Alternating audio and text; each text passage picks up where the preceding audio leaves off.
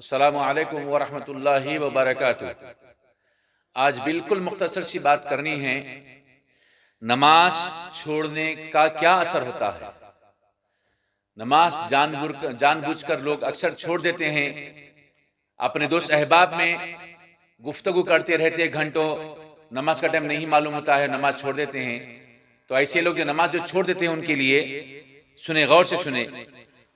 हुजूर अकरम सल्लल्लाहु तआला अलैहि वसल्लम ने इरशाद फरमाया, नमाज मोमिन और काफिर के दरमियान हद फासिल है। यानी हद फासिल का मतलब क्या है? दोनों में फर्क करने वाली चीज है। नंबर 2, जिसने अमदन नमाज छोड़ दी वो कुफ्र के करीब हो गया।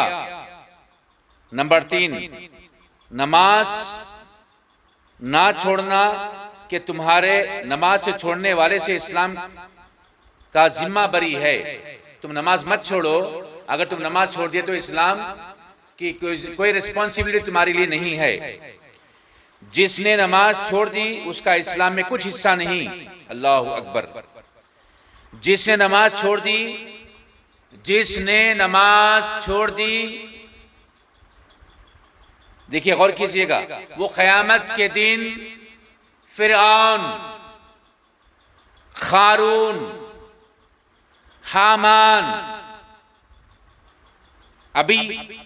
अबी बिन खल्फ जैसे दुश्मनाने खुदा के हमरा होगा।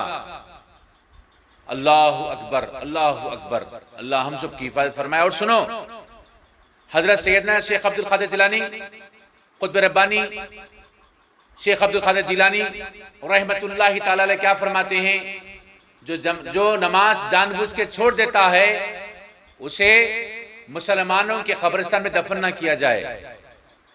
देखो नौजवानों, अल्लाह तबारक व तआला हम पर नमाज फर्ज किया है और नमाज पढ़ने के जहां पर बेशुमार इनामत व इकरामत है, वहीं पर नमाज अदा न करने के बेशुमार सख्तियां हैं।